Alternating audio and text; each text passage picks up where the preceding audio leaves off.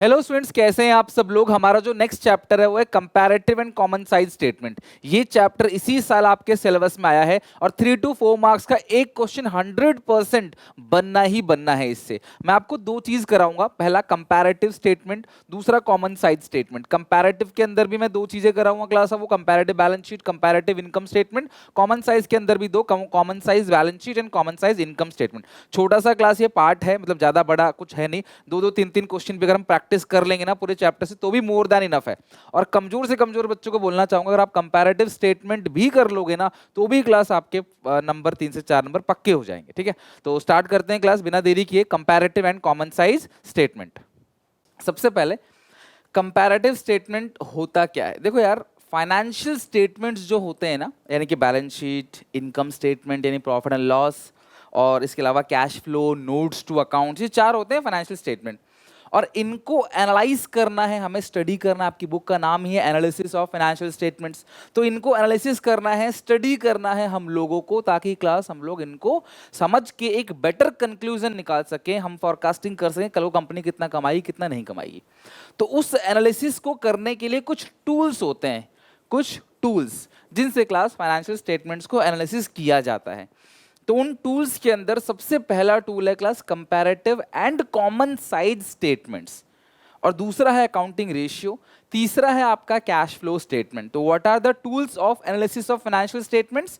Ratio analysis, cash flow statements and comparative and common size statement. तो आज हम उसी की बात करेंगे कि कंपैरेटिव स्टेटमेंट क्या होता है और कॉमन साइज स्टेटमेंट क्या होता है। तो सबसे पहले हम बात करते हैं कंपैरेटिव स्टेटमेंट्स की। जब भी मैं बोलूं स्टेटमेंट्स, तो वो स्टेटमेंट्स कौन से स्टेटमेंट है? Financial statement. और फाइनेंशियल स्टेटमेंट मतलब प्रॉफिट एंड लॉस अकाउंट और आपका balance sheet, notes to account, ये सारी चीजें।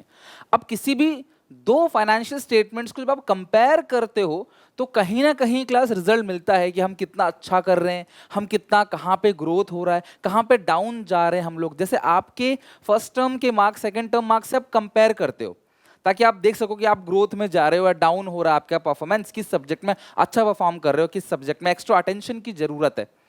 ये सारी चीजें क्लास आप स्टडी करते हो, एनालिसिस करते हो। This analysis is called class financial statement analysis. और जो ये काम कर रहे हो आप, इस काम को बोलते हैं कंपैरिजन।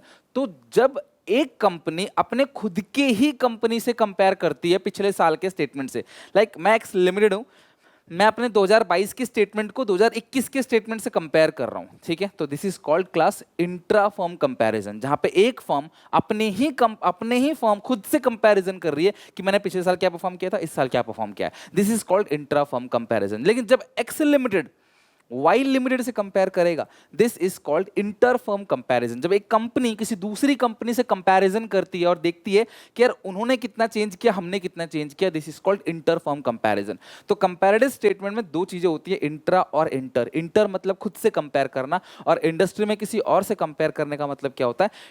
इंट्रा मतलब खुद से और इंटर मतलब किसी और से, लेकिन वो इंडस्ट्री के अंदर होना चाहिए। लाइक जूते बनाने वाली कंपनी एक मैगी बनाने वाली कंपनी से कंपेयर कैसे करेगी? मतलब ही नहीं कोई चीज। दोनों प्रोडक्ट अलग अलग है, दोनों की मार्केट कैप्चर शेयर अलग है, डिमांड अलग है ना, ऑडियंस अलग है, यानी कस्टमर अलग है, तो कंपेयर नहीं कर सकते। तो कंपैरेटिव स्टेटमेंट क्या होता है? A comparative statement is a document used to compare the particular financial statements with prior period statements. यानी अपने खुद के ही statements को पुराने statements से compare करती है। Previous financial statement are presented alongside the latest figure side by side column. Class enable investors to identify trend, track. तो ये trend analysis भी है, इससे आपको पता चलता है कि भैया ट्रेंड क्या है, पिछले साल कितना प्रॉफिट था, इस साल कितना प्रॉफिट है। साथ साथ चलता रहेगा ना, तो आपको ट्रेंड का पता चलेगा कि कंपनी पॉजिटिव ट्रेंड में ऊपर जा रही है, नेगेटिव ट्रेंड में है, तो क्लास आपको ट्रेंड का पता चल सकेगा। तो अब कंपैरेटिव स्टेटमेंट के अंदर दो चीजें होती हैं। पहला कंपैरेटिव स्टेटमेंट है, तो पहला है कंपैरेटिव बैलेंस शीट और दूसरा है class comparative profit and loss. इसे बनाते कैसे हैं? बहुत सिंपल है। अब हम प्रैक्टिकली चलते हैं क्लास। मैंने बता दिया इंटर फर्म कंपैरिजन मतलब किसी और से कंपैरिजन करना, और इंट्रा फर्म कंपैरिजन मतलब खुद से कंपैरिजन करना।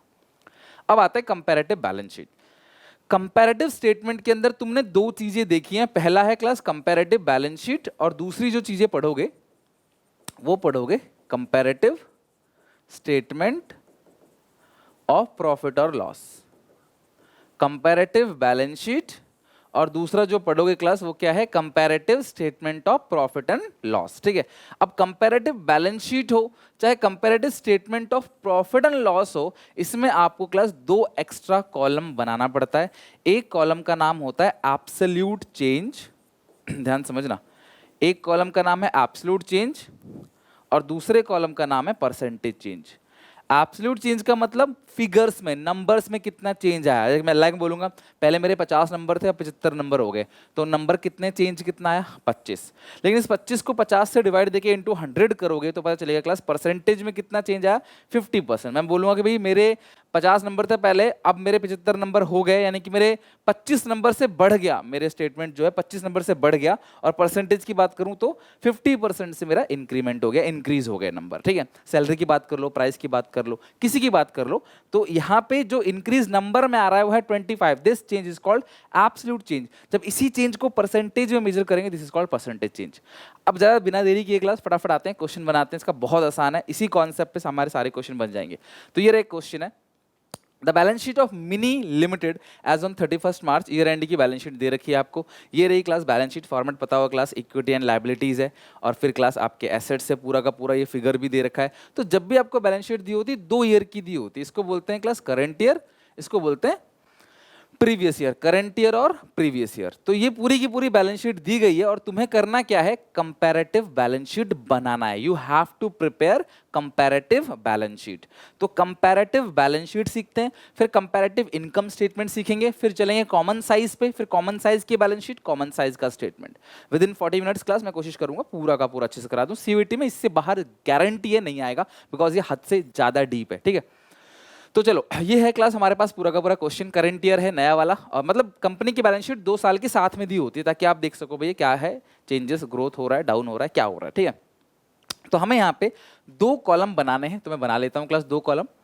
पहले कॉलम का नाम है एब्सोल्यूट चेंज, दूसरे कॉलम का नाम है परसेंटेज चेंज। पेपर में इतना बड़ा तो आएगा नहीं, पेपर में किसी एक कंपोनेंट का पूछ लेगा या इसी बात को थ्योरी में घुमा फिरा के पूछ लेगा, तो आप आराम से कर लोगे। ठीक है, तो यहाँ पे भी 2 कॉलम बना लो, एब्सोल्यूट चेंज और परसेंटेज चेंज। ठीक है, अब एब्सोल्यूट चेंज का फॉर्मूला क्या है, मैंने क्या बताया आपको, current year minus previous year value. Absolute change number में कितना चेंज आ रहा है, जैसे अपने एग्जांपल में 75 माइनस 50, तो यहाँ पे नंबर्स में कितना चेंज आ रहा है क्लास, वो होगा एब्सोल्यूट चेंज। तो फॉर्मूला ध्यान रखना, एब्सोल्यूट चेंज का current year minus previous year. अच्छा, परसेंटेज चेंज का फॉर्मूला क्या है, उस एब्सोल्यूट चेंज को प्रीवियस ईयर से डिवाइड देके इनटू 100 करोगे तो आपको परसेंटेज चेंज समझ आ जाएगा। Absolute change upon previous year into 100, ये क्लास आपका क्या आएगा, परसेंटेज चेंज। तो एब्सोल्यूट चेंज कैसे निकालना है, current year minus previous year, शुरू से लेकर एंड तक हर एक कॉलम में रूल सेम है, किसी कॉलम में रूल बदलेगा नहीं। तो 326 माइनस 244, 326 माइनस 244, ये आएगा 82,000।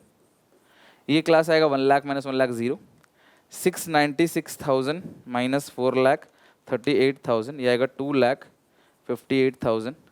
ये आएगा 2 लाख 98,000 माइनस 78,000, ये आएगा 2 लाख 20,000। ये आएगा 14 लाख 20,000 माइनस 8 लाख 60,000, ये आएगा 5 लाख 60,000। ये टोटल है। ठीक है, तो ये हो गया क्लास आपका absolute change, current year minus previous year. यहाँ भी 5,68,000 माइनस 4,30,000, ये आएगा 1,56,000। एक एक क्वेश्चन करेंगे, ज़्यादा नहीं, क्योंकि मुझे पता है क्लास इतने बड़े क्वेश्चन पेपर में तो आएंगे, लेकिन हाँ कहीं ना कहीं से घुमा फिरा के क्या पता क्या पूछ ले, तो इसीलिए क्लास आपको करके जरूर जाना है, कुछ भी छोड़ के नहीं जाना आपको। 376 तो आएगा 2,70,000, 2 लाख माइनस 50, ये आएगा 150, 14,20,000 माइनस 8,60,000, ये आएगा 5,60,000। ठीक है, ये आएगा टोटल। तो आपने एब्सोल्यूट चेंज कैसे निकाला, current year minus previous year. अब इस एब्सोल्यूट चेंज को प्रीवियस ईयर से डिवाइड दो, इनटू 100 कर दो, आपका परसेंटेज चेंज निकल आएगा। तो इस एब्सोल्यूट चेंज को यानी कि 82,000 को प्रीवियस ईयर से यानी कि 2,44,000 डिवाइड इनटू 100 करो, आएगा 33.60%। फिर ये 0 है तो क्लास ये ब्लैंक परसेंटेज आ जाएगा 0। अब ये रहा क्लास आपका 2,58,000, ये एब्सोल्यूट चेंज है, इसको डिवाइड दो 4,38,000 से इनटू 100, आएगा क्लास 0.90%।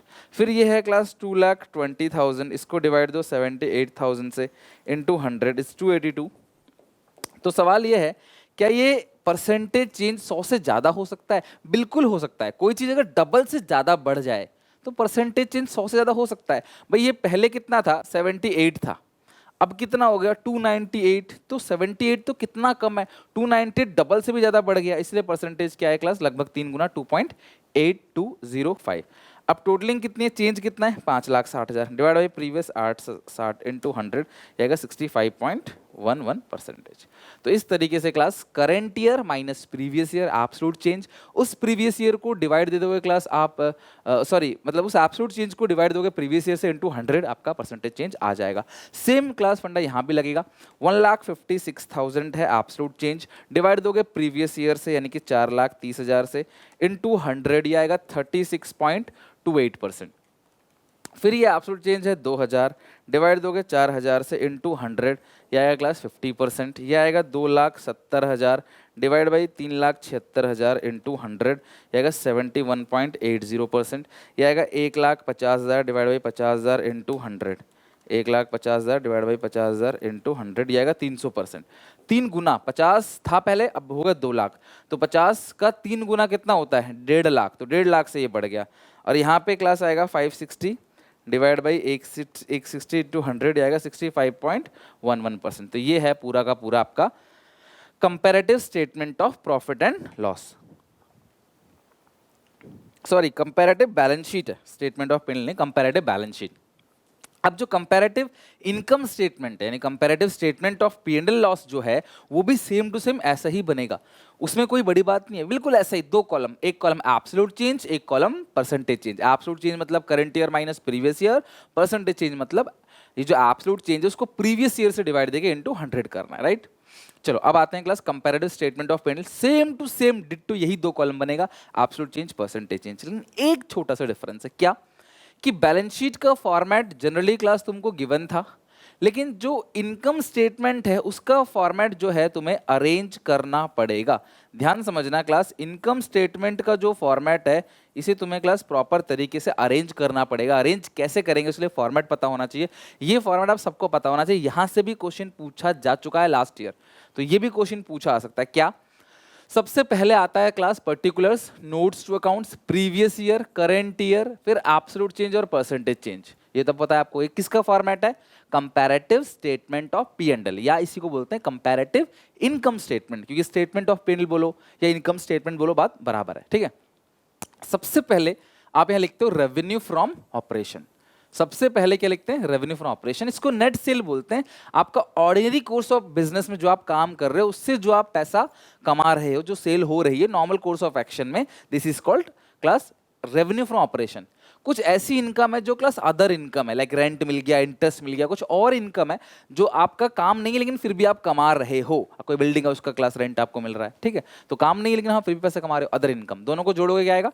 Total revenue. फिर एक्सपेंस की एक लिस्ट बनानी, like cost of material, purchase of stock, change in inventory, opening minus closing, employ benefit expense, salary वगैरह। फाइनेंस कॉस्ट का मतलब होता है इंटरेस्ट ऑन डिबेंचर, जो इंटरेस्ट ऑन लोन वगैरह पे किया आपने वो, डेप्रिसिएशन टेंजिबल पे, अमोर्टाइजेशन इंटेंजिबल एसेट पे, इन सबको जोड़ के आता है टोटल एक्सपेंस, ठीक है। तो ये हो गया टोटल रेवेन्यू, ये आ गया टोटल एक्सपेंस। अब सुनो, टोटल रेवेन्यू में से टोटल एक्सपेंस को माइनस करोगे तो आएगा profit before tax. Total revenue minus total expense, profit before tax आएगा। फिर इस पे आप टैक्स कैलकुलेट करोगे, लेस करोगे टैक्स तो आएगा प्रॉफिट आफ्टर टैक्स। ये पूरा का पूरा क्लास ये रहा प्रॉफिट आफ्टर टैक्स, यहाँ पे आ जाएगा, ये नहीं है, ठीक है।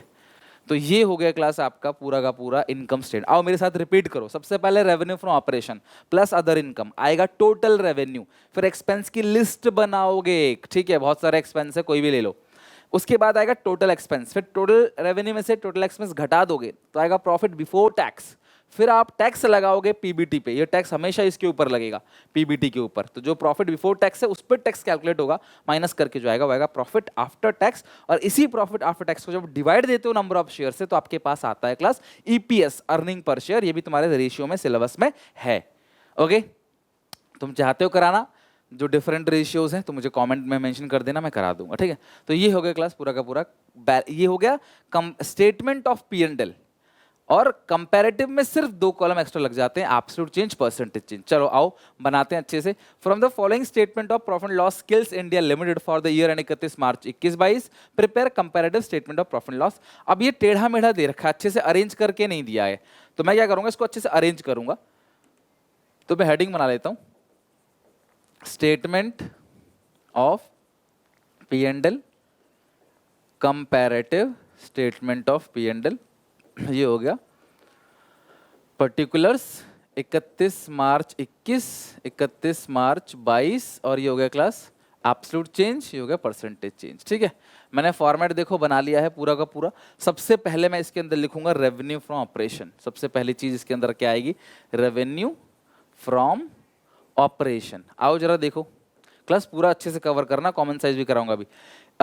21 को है 20 और 45 लाख, तो 21 को है 20 लाख और 22 को है क्लास 45 लाख। ये हो गया क्लास रेवेन्यू फ्रॉम ऑपरेशन।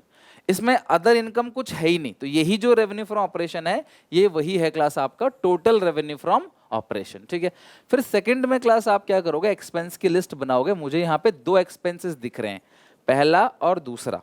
पहला एक्सपेंस क्या है, एम्प्लॉय बेनिफिट एक्सपेंस 8 लाख और 10 lakh. Employ benefit expense, employ benefit expense 8 lakh और 10 लाख। ठीक है, प्रीवियस ईयर का है 8 लाख, करंट ईयर का है 10 लाख। तो आप कंपेयर कर सकते हो कि भाई मेरा एक्सपेंस कितने परसेंट से बढ़ गया, कितने परसेंट से घट गया, सब आपको यहां दिख जाएगा। दूसरा है class other expenses, other expenses, employ benefit expense हो गया। अदर एक्सपेंसेस प्रीवियस ईयर में 2 है, फिर 5 है, प्रीवियस ईयर में 2 है और इस साल है 5 लाख।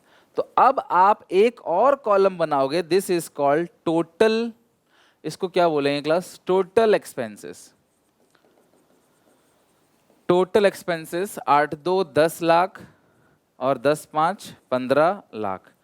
अब हमारा टोटल रेवेन्यू में से टोटल एक्सपेंस घटाओगे तो आएगा प्रॉफिट बिफोर टैक्स। जब टोटल रेवेन्यू में से हम टोटल एक्सपेंस घटाएंगे तो आएगा प्रॉफिट बिफोर टैक्स। 20 में से 10 गया तो आएगा 10 लाख, 45 में से 15 गया तो आएगा 30 लाख। अब इस पे लगेगा टैक्स जो कि 30% है ना, ये लिखा था ना क्लास टैक्स 30%। अभी हमने कंपैरेटिव का कोई काम ही चालू नहीं किया, बस हम अरेंज कर रहे हैं चीज़ों को कि हाँ इस हिसाब से अरेंज होगा। 10 लाख का 3% 30% कितना बनेगा, 3 लाख। तो प्रॉफिट जो आफ्टर टैक्स आएगा वो आएगा 7 लाख। ठीक है, प्रॉफिट आफ्टर टैक्स 7 लाख। अब 30 लाख का 30% बनेगा 9 लाख। ठीक है, माइनस कर दोगे तो ये आएगा 21 लाख। तो ये हो गया क्लास आपका पूरा का पूरा statement of P and L बन के रेडी। अब कंपैरेटिव में तुम्हें क्या करना है, बस 2 कॉलम बनाना है, एब्सोल्यूट चेंज और percentage change. Absolute change current में से प्रीवियस ईयर घटाओ, 25 में से 20, मैं शॉर्ट में लिख रहा हूँ, 45 में से 20 लाख जाएगा तो कितना बचेगा, 25 लाख। 10 में से 8 जाएगा 2 लाख, 5 में से 2 जाएगा तो 3 लाख, 15 में से 10 गया तो 5 लाख। शुरू से लेके एंड तक सब में यही करना है, करंट में से प्रीवियस। 30 में से 10 गया तो 20 लाख, 9 में से 3 गया तो 6 लाख, 21 में से 7 गया तो 14 लाख। आपने क्या करना है, करंट ईयर में से प्रीवियस ईयर घटाते चले जाना है, तो आपके पास आएगा एब्सोल्यूट चेंज। अब इस एब्सोल्यूट चेंज को डिवाइड दोगे क्लास प्रीवियस ईयर से इंटू 100 करोगे तो क्लास आपके पास आएगा परसेंटेज चेंज। तो एब्सोल्यूट चेंज है 25 लाख का, प्रीवियस ईयर है 20 लाख का, इनटू 100, ये क्लास आएगा 125%, राइट। यानी कि पहले था 20 लाख, अब ये 100% होगा कितना, 20 लाख, 40 लाख, उससे भी बढ़ गया है, तो 125% बढ़ गया है, ये मुझे देख के लग रहा है। ठीक है, फिर यहाँ पे इस एब्सोल्यूट चेंज को प्रीवियस ईयर से, हमेशा प्रीवियस, कई बार 22 इधर लिखा होता है 21 इधर लिखा होता है, उससे कोई मतलब नहीं, डिवाइड तुम्हें प्रीवियस ईयर से देना चाहे कहीं भी हो। तो अगर आप 2 लाख को 8 लाख से डिवाइड देके इंटू 100 करोगे तो ये क्लास 25% आएगा। फिर 3 लाख को डिवाइड दोगे 20 लाख से इंटू 100, ये आएगा 15%। फिर 5 लाख को डिवाइड दोगे 10 लाख से, 5 10 इंटू 100 50% आएगा, है ना। फिर ये क्लास 20 लाख को डिवाइड दोगे 10 लाख से इंटू 100, ये 200% है। यहाँ पे चेंज डबल से भी ज़्यादा, 10 से 30 हो गया, है ना। तो डबल परसेंट जो है बढ़ गया, डबल मतलब 2 गुना, तो 10 लाख का 2 गुना 20 लाख, 10 + 20 30 लाख। तो यहाँ पे ये 6 लाख है, डिवाइड दोगे 30 लाख से इंटू करोगे 100, तो ये 20% है ना।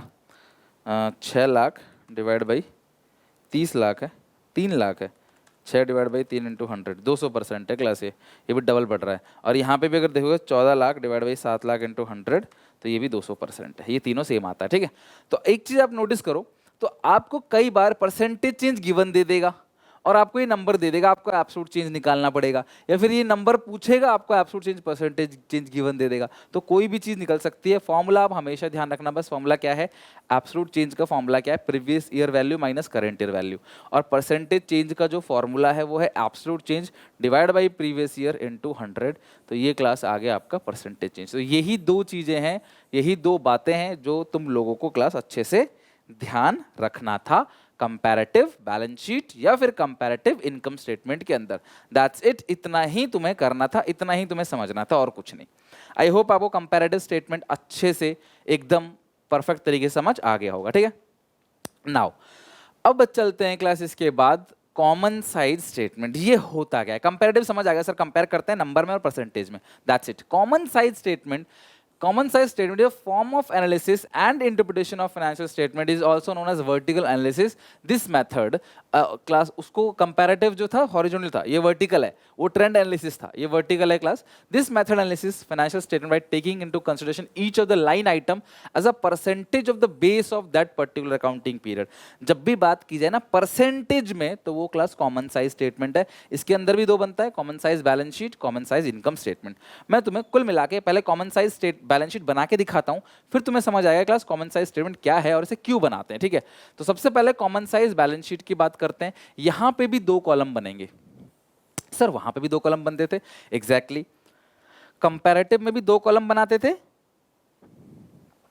कॉमन साइज में भी दो कॉलम बनाओगे। वहां पे था एब्सोल्यूट चेंज, परसेंटेज चेंज, यहां आएगा percentage change previous year, percentage change current year, दो का परसेंटेज चेंज।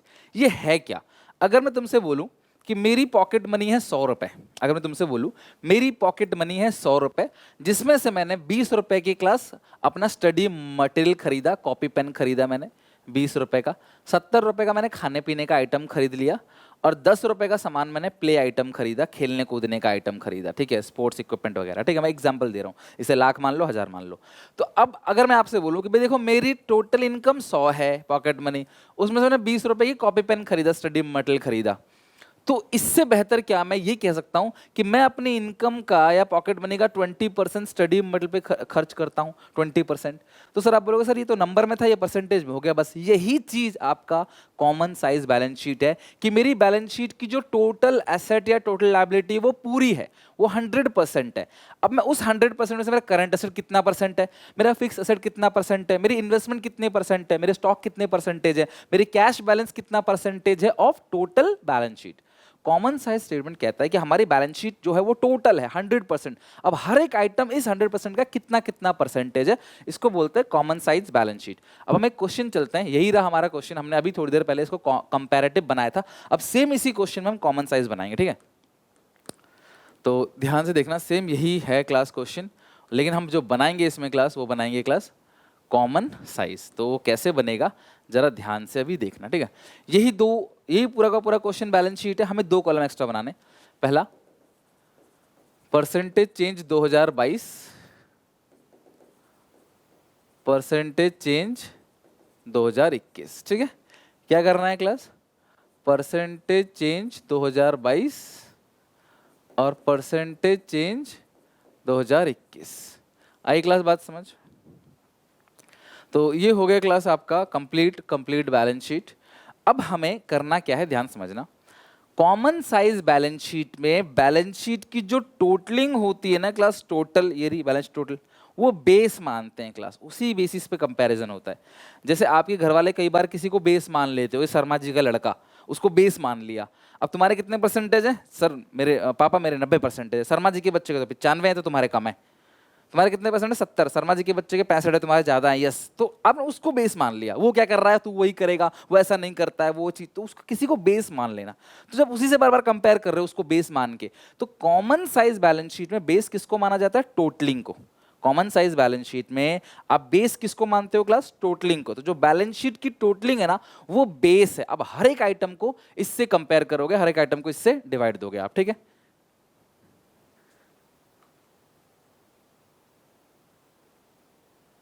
चलो तो शुरू करते हैं। हर एक आइटम को क्लास आपने डिवाइड किससे देना है, क्लास टोटलिंग से। ध्यान रखना, कॉमन साइज बैलेंस शीट में जो भी आइटम है उसको बैलेंस शीट की टोटल से डिवाइड देना है इनटू 100, और जो ये टोटल है क्लास उससे ही डिवाइड देना, और ये 100% आएगा। कैसे? बहुत सिंपल है, मैं तुम्हें दिखाता हूँ।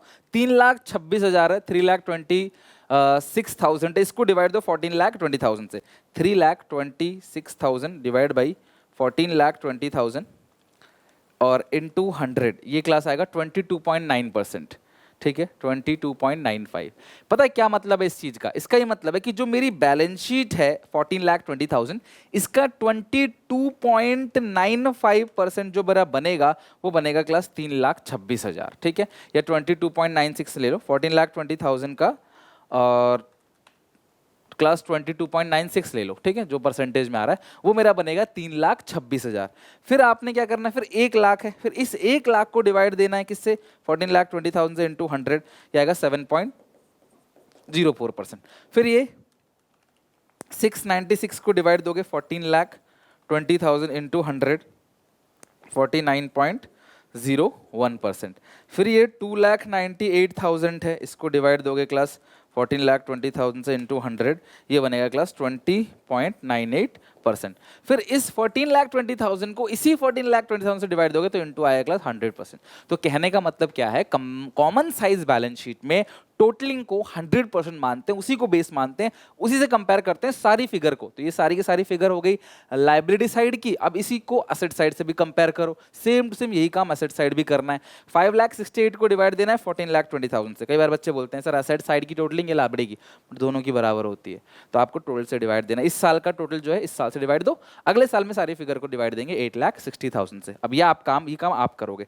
5,68,000 है, इसको डिवाइड दोगे 14,20,000 से इंटू 100, 40% है। 6,000 है सिर्फ, डिवाइड दोगे 14,20,000 इंटू 100, 0.42%। ये है क्लास 646,000 डिवाइड बाई 14,20,000 इंटू 100, तो आएगा 45.49%। ये है 2 लाख, डिवाइड दोगे 14,20,000 इंटू 100, ये आएगा 14.08%, और लास्ट में ये आएगा 100%।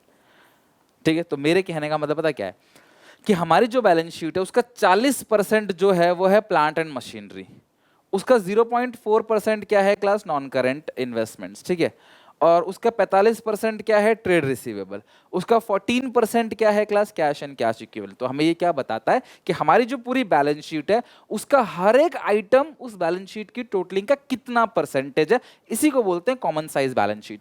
अब जब तुम बनाओगे 2021 का, फिर तुम क्या करोगे, तुम सारी फिगर को 8,60,000 डिवाइड दोगे, 430 divide by 860 into 100, 4,000 divide by 860 into 100, 376 divide by 860 into 100, 50,000 divide by 860 into 100, total class 860 upon 860 into 100, वो तो 100% ही आएगा। इसी तरीके से क्लास पिछले में भी आपने 244 divide by 860 into 100, 1 lakh divide by 860 into 100, 438 divide by 860 into 100, 78 divide by 860 into 100, 860 upon 860 into 100, ये तो 100% आएगा। और कॉमन साइज जो ध्यान रखना क्लास यहाँ पे वर्टिकल है, ठीक है, यानी कि स्टैटिक होता है कॉमन साइज। ये हमने ऑलरेडी फाइनेंशियल स्टेटमेंट की थ्योरी में पढ़ रखा है कि कौन स्टैटिक है कौन डायनामिक है, कंपैरिजन किस किस तरीके का होता है, एनालिसिस कैसा कैसा होता है। यहाँ पे बात है क्लास कंपैरेटिव कॉमन साइज में कैसे बनाते हैं कंपैरेटिव बैलेंस शीट, कैसे बनाते हैं कंपैरेटिव इनकम स्टेटमेंट, कैसे बनाते हैं कॉमन साइज बैलेंस शीट, और कैसे बनाते हैं common size income statement. Right, चलो अब ये कॉमन साइज बैलेंस शीट तो आपने समझ लिया। अब बात करते हैं कॉमन साइज इनकम स्टेटमेंट की। बिल्कुल सेम, नो चेंज। सबसे पहला स्टेप क्या है क्लास, तुम्हें हर चीज को प्रॉपर तरीके से अरेंज करना है। कैसे? Revenue from operation plus other income आएगा टोटल रेवेन्यू, फिर एक्सपेंस की लिस्ट बनाओ, टोटल रेवेन्यू में से घटाओ टोटल एक्सपेंस, आएगा प्रॉफिट बिफोर टैक्स, फिर इस पर टैक्स लगा दो तो आएगा प्रॉफिट आफ्टर टैक्स। ये जो टैक्स है कॉर्पोरेट टैक्स बोलते हैं इसको, बिकॉज ये टैक्स ऑन प्रॉफिट है, ये कंपनी की प्रॉफिट पे टैक्स लगता है, इसलिए इसको कॉर्पोरेट टैक्स बोलते हैं। ठीक है, आई होप क्लास ये कॉमन साइज इनकम स्टेटमेंट तुम लोगों को अच्छे से समझ आ गई होगी। ठीक है, तो अब हम चलते हैं class common size income statement को बना के देखते हैं। ठीक है, अभी हमने थोड़ी देर पहले क्वेश्चन बनाया था, ये पूरा का पूरा इसमें कंपैरेटिव स्टेटमेंट था, तो मैं इसी क्वेश्चन को चेंज करूंगा, इसी क्वेश्चन को चेंज करूंगा और मैं बनाऊंगा क्लास कंपैरेटिव की जगह कॉमन साइज स्टेटमेंट। तो देखना कैसे बनाऊंगा। अच्छा सुनो, सबसे पहले मेरी बात ध्यान समझना, कॉमन साइज बैलेंस शीट में आपने बेस किसको माना? सारे बच्चे कमेंट में ये लिखो, बिकॉज यही सबसे ज्यादा इंपॉर्टेंट है एमसीक्यू में। कॉमन साइज स्टेटमेंट में बेस किसको माना था? टोटलिंग को, totalling of balance sheet. Common size balance sheet में, लेकिन common size statement of P&L में रेवेन्यू फ्रॉम ऑपरेशन को बेस मानते हैं, वही 100% आएगा। सर किस चीज को बेस मानते हैं? रेवेन्यू फ्रॉम ऑपरेशन को। सर रेवेन्यू फ्रॉम ऑपरेशन को या टोटल रेवेन्यू फ्रॉम ऑपरेशन को, यानी revenue from operation plus other income, फिर जो आता है total revenue from operation? Answer is no, सिर्फ और सिर्फ रेवेन्यू फ्रॉम ऑपरेशन को। यानी अगर इस क्वेश्चन में अदर इनकम होता तो मैं यहाँ पे ऐड करता अदर इनकम, ठीक है, लेकिन बेस में सिर्फ इसी को मानता। तो जब मैं 31 मार्च 21 का बनाऊंगा, सारी फिगर को डिवाइड 20 लाख से दूंगा, 31 मार्च 22 में सारी फिगर को डिवाइड 45 लाख से दूंगा। तो करके देखते हैं एब्सोल्यूट चेंज, परसेंटेज चेंज। तो मैं यहाँ पे मिटा देता हूँ क्लास, यहाँ पे एब्सोल्यूट परसेंटेज तो आएगा नहीं, जबकि यहाँ पे जो आएगा वो आएगा दोनों ईयर का परसेंटेज, यानी कि यहाँ पे जो आएगा वो ऐसे आएगा percentage change previous year, percentage change current year. तो परसेंटेज चेंज 21, परसेंटेज चेंज 22। तो मैं 21 की बात करूँ, सारी फिगर को 20 लाख से डिवाइड दूंगा, तो 20 लाख अपॉन 20 लाख इंटू 100। अगला है class 8 lakh upon 20 lakh into 100, है ना, तो ये कितना क्लास 40% आएगा। फिर आएगा 2 lakh divide by 20 lakh into 100, obviously 10% है। तो ये क्या बता रहा है कि मेरी सेल 20 लाख है, उसका 40% है एम्प्लॉय बेनिफिट एक्सपेंस, उसका 10% है अदर एक्सपेंस, ठीक है। फिर 10 lakh divide by 20 lakh into 100, तो यानी कि 50% मैं खर्च कर रहा हूँ, मेरा एक्सपेंस 50% है। फिर 10 lakh upon divided 20 lakh into 100, 50%। फिर 3 lakh divide by 20 lakh into 100, ये आएगा 15%। फिर आएगा 7 lakh divide by 20 lakh into 100, ये आएगा 35%। मतलब मैं 35% कमा रहा हूँ, 20 लाख का 35% कितना बनेगा? 7 लाख रुपए। ये मेरा प्रॉफिट आफ्टर टैक्स है। तो ये हर जगह परसेंटेज बता देगा कि भाई मेरी सेल इतनी है और उसका पूरा परसेंटेज इतना है, इस सेल का इतना परसेंट मेरा खर्चा है, इतना परसेंट मेरा टैक्स है, इतना परसेंट मेरा प्रॉफिट है। तो मेरा टैक्स 3 लाख है, जो कि इस सेल का 20 लाख का 15% है, 3 लाख। तो कल को अगर तुम्हें 3 लाख ना दे तो 20 लाख का 15% निकाल लेना, आ जाएगा 3 लाख। समझ गए क्लास बात को? तो बस इसी तरीके से आपका कॉमन साइज बैलेंस शीट और कॉमन साइज इनकम स्टेटमेंट बनता है। और 2022 की अगर हम बात करें तो सारे फिगर को यहाँ पे हमें नेट सेल से डिवाइड देना होता है, बस नेट रेवेन्यू फ्रॉम ऑपरेशन से। अदर इनकम को नहीं लेना, अगर हो नहीं लेना, सिर्फ इसी से डिवाइड देना पहले आइटम से। 45 को 45 से इंटू 100, 100%। 10 लाख को 45 लाख से इंटू 100, ये आएगा 22.22%। फिर आया 5 lakh divide by 45 lakh into 100, ये आएगा 11.11%। फिर आएगा 15 lakh divide by 45 lakh into 100, ये आएगा 33.33%। फिर है 30 lakh divide by 30 lakh divide by 45 lakh into 100, ये आएगा 66.67%। फिर आएगा 9 lakh divide by 45 lakh into 100, 20%। इतने बड़े सवाल नहीं आएंगे आपके, लेकिन हाँ मैंने तुम्हें बता दिया कि बड़े सवाल कैसे बनते हैं ताकि तुम छोटे सवाल बना सको। मैंने इसलिए एनपीओ में भी तुम्हें बड़े सवाल बनाए थे, ताकि तुम बड़े सवाल जब बना लोगे ना, छोटे सवाल कुछ भी नहीं है। अब मैं बड़े सवाल बिना बनाए छोटे सवाल के बारे में क्या ही बताऊं, तुम्हें नहीं समझ आएगा अच्छे से। तो आपको फाइनली पता होना चाहिए, कॉमन साइज बैलेंस शीट में टोटलिंग को 100% मानते हैं, बेस मानते हैं, और कॉमन साइज इनकम स्टेटमेंट में रेवेन्यू फ्रॉम ऑपरेशन को बेस या 100% मानते हैं। कंपैरेटिव में एब्सोल्यूट चेंज और परसेंटेज चेंज है। जो अरेंज करने का तरीका है वो है revenue from operation plus other income, total revenue, फिर एक्सपेंस की लिस्ट बनाएंगे, total expense, total revenue minus total expense आएगा, प्रॉफिट बिफोर टैक्स, टैक्स पे करेंगे profit after tax. That's it, that's all about this chapter. इतना ही class आपको करना है। ये चैप्टर क्लास हमने एंड कर लिया। आई होप आपको अच्छे से पूरा का पूरा चैप्टर क्वेश्चन समझ आ गए होंगे। आप सिर्फ इतने क्वेश्चंस को भी कर लोगे ना तो भी मोर देन इनफ है, इससे ज़्यादा कुछ करने की जरूरत है ही नहीं। बाकी मैं क्लास आपको 1-2 दिन मतलब कल या परसों के अंदर कोशिश करूंगा कि हर चैप्टर के कुछ 3-3, 4-4, 5-5 अच्छे क्वेश्चन करा दूं, जिससे क्लास पूरे चैप्टर का एक क्विक रिवीजन हो जाए और सारा का सारा उससे एग्जामिनेशन में आए। तो वीडियो अच्छी लगे तो लाइक करना, क्लास शेयर करना अपने सारे दोस्तों में। मिलते हैं नेक्स्ट वीडियो में, till then take care, bye bye.